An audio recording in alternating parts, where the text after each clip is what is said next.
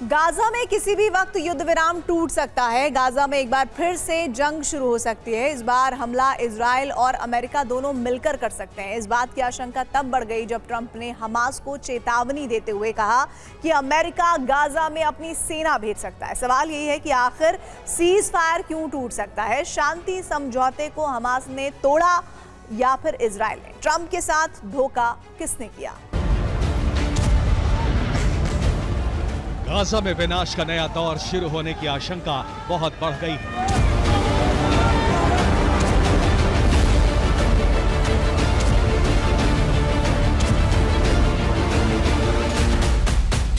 Gaza में इस बार सिर्फ इजराइल ही नहीं बल्कि अमेरिका भी हमला कर सकता है।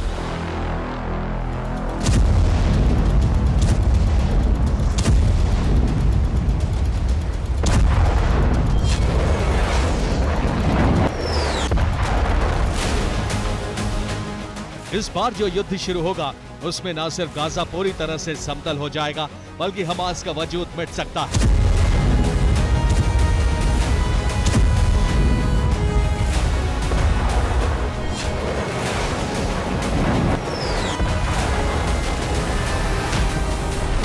ट्रंप और नेतन्याहू ने जो कुछ कहा है उससे इस बात के संकेत मिले हैं कि गाजा में इजराइल और अमेरिका संयुक्त सैन्य अभियान लॉन्च कर सकती है।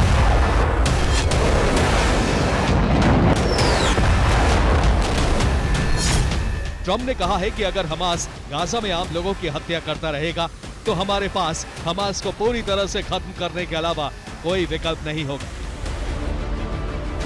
इजरायली प्रधानमंत्री बेंजामिन नेतन्याहू ने भी हमास को अंतिम चेतावनी जारी कर दी। नेतन्याहू ने कहा है कि मुझे पता है कि हमास के पास अभी कितने बंधक हैं। अगर बंधक हमें वापस नहीं मिले तो अंजाम बहुत ही भयावह होगा। ट्रंप और नेतन्याहू के इसी बयान के बाद गाजा में फिर से युद्ध विराम टूटने की आशंका बढ़ गई है।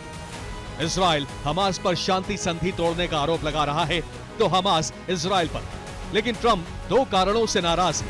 पहला, हमास ने सभी बंधकों को नहीं छोड़ा है। दूसरा, हमास के हमलों में गाजा के आम लोग मारे जा रहे हैं।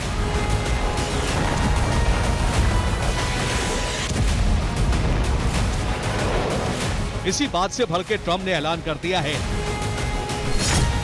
कि अगर हमास नहीं माना तो गाजा में सेना भेजकर उसका खात्मा करेंगे। इसका मतलब यह हुआ कि हमास की वजह से गाजा में किसी भी वक्त फिर से विनाश का नया और भयावह दौर शुरू हो सकता है। Bureau report, TV9 Bharat.